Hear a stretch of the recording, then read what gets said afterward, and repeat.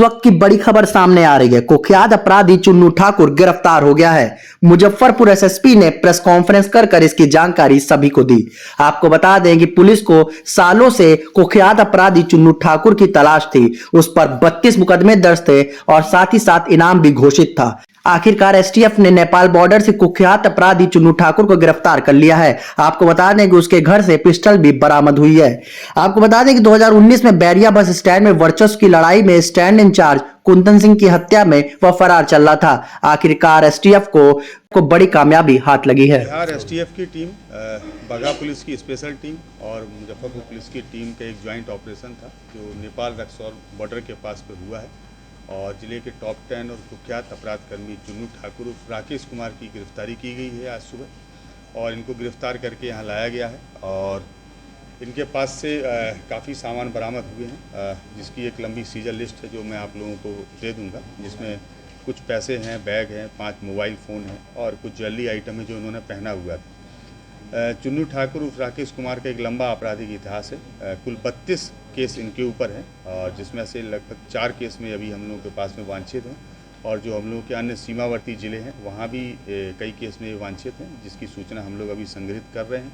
आज दिन भर की लंबी पूछताछ के उपरांत इनके घर पर भी एक डिटेल सर्च किया गया है जिसमें एएसपी टाउन और डीएसपी साइबर जो महिला पदाधिकारी हैं उनकी टीम थी और इस पूरे सर्च के दौरान उनके घर से भी बहुत सारे एटीएम कार्ड्स हैं, डेबिट कार्ड्स हैं, यूनियन बैंक के पासबुक हैं, चेक बुक्स हैं, काफ़ी ब्लैंक चेक्स हैं, कई लोगों के प्रॉपर्टी के डॉक्यूमेंट्स हैं जो दूसरे लोगों के नाम से, कई सारे बसेस के चालान हैं और कई सारे बसों का हिसाब है, जिससे प्रथम दृष्टया ऐसा लगता है कि वो शायद जो है लेवी या रंगदारी के रूप में पैसा रहा होगा। बहुत सारे डॉक्यूमेंट्स हम लोगों को मिले हैं जिसका हम लोग एक डिटेल एनालिसिस करेंगे और इन्वेस्टिगेशन के आधार पर इसमें हम लोग फर्दर प्रोसीड करेंगे। इसी सर्च के दौरान उनके घर से एक ऑटोमेटिक पिस्टल भी बरामद हुई है और 4 राउंड गोलियां भी बरामद हुई हैं। इस सब के आधार पर उनकी जो पत्नी है उनको भी हम लोगों ने डिटेन किया है और हम लोग इसमें भी पूछताछ कर रहे हैं और जो भी फर्दर डेवलपमेंट होंगे उससे आप लोगों को अवगत कराया जाएगा। कितने मामले दर्ज हैं इनके अभी तक कुल 32 मामले इनके ऊपर दर्ज हैं और एक ये नेक्स्ट मामला जो वेपन मिला है उसके संदर्भ में एक अलग से केस दर्ज किया जाएगा। इन पर हत्या के केस कई हैं, कितने हैं? बहुत सारे केस दर्ज। कोई महत्वपूर्ण केस ऐसा है जो?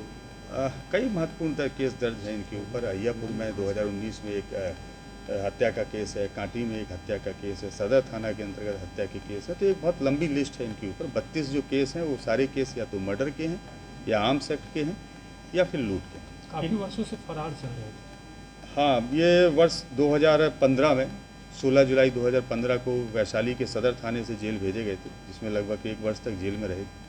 उसके बाद से लगातार फरार थे जब जमात पे लौट के आए और उस दौरान इन्होंने 2017 से लेकर और अभी तक काफ़ी घटनाओं को अंजाम दिया है और पिछले कई वर्षों में ये लगातार बिहार में जब से शराबबंदी हुई है तो मद्य निषेध से संबंधित जो कांड हैं उनकी भी उन कांडों में भी इनकी संलिप्तता कई बार प्रकाश में आती रही है। हम लोग उस आलोक में भी इनकी गिरफ्तारी पर काम कर रहे हैं। इन पर इनाम भी रखा गया था पुलिस को। हाँ, इन पर जो है पिछले वर्ष जिला पुलिस के द्वारा ही प्रस्ताव भेजा गया था जिसमें 3 लाख रुपए का पुरस्कार मुख्यालय के स्तर से इनके ऊपर रखा गया है और जिस टीम ने इन लोगों को अरेस्ट किया है वो पुरस्कार बाहर ने इनके परिजन द्वारा हंगामा भी करने की सूचना। हाँ, इनके परिजन यहाँ पर आए हुए थे। जो उनके घर में जो सर्च किया गया है उसका इन लोगों का विरोध था, क्योंकि सर्च में बहुत सारे ऐसे डॉक्यूमेंट्स मिले हैं जो इस बात को प्रूव करते हैं कि इनके द्वारा बहुत इलीगल तरीके से पैसा को कमाया गया है और हम लोगों के इन्वेस्टिगेशन में अब इनकी जो संपत्ति है वो भी अनुसंधान के दायरे में होगी और इनके द्वारा जो जो प्रॉपर्टी बनाई गई है, इसके अलावा जिन जिन लोगों के ATM card, debit card, passbook या चेकबुक हम लोगों को घर पे मिले हैं, अब हम सब उन सब के ऊपर भी अपना अनुसंधान करेंगे। प्रॉपर्टी कब्जा वगैरह का भी शिकायत काफ़ी मिल रही थी। अब कई प्रॉपर्टी के डॉक्यूमेंट्स मिले हैं तो अब लेटर अनुसंधान में पता लगेगा कि वो प्रॉपर्टी के डॉक्यूमेंट्स किनके हैं और कैसे इनके घर पर आए और किस उद्देश्य से वो डॉक्यूमेंट्स इनको दिए गए। तो यहीं रखा जाएगा या बाहर भेजा जाएगा जेल? नहीं, अभी तो इनको यही माननीय न्यायालय में अग्रसारित किया जाएगा और उसके बाद में फिर हम लोग डिसीजन लेंगे, चूँकि ये गोपनीय प्रक्रिया है इसलिए इसको डिस्क्लोज करना उचित नहीं है। पत्नी को उनको डिटेन किया गया, अरेस्ट किया गया? अभी उनको डिटेन किया गया है, हम लोग पूछताछ कर रहे हैं और पूछताछ पे जैसे फैक्ट्स आते हैं, गिरफ्तारी होगी तो आप लोगों को सूचित किया जाएगा। लेकिन अभी तक की पूछताछ से ऐसे संकेत प्रकाश में आ रहे हैं कि हम लोग उनको गिरफ्तार करके माननीय न्यायालय में अग्रसर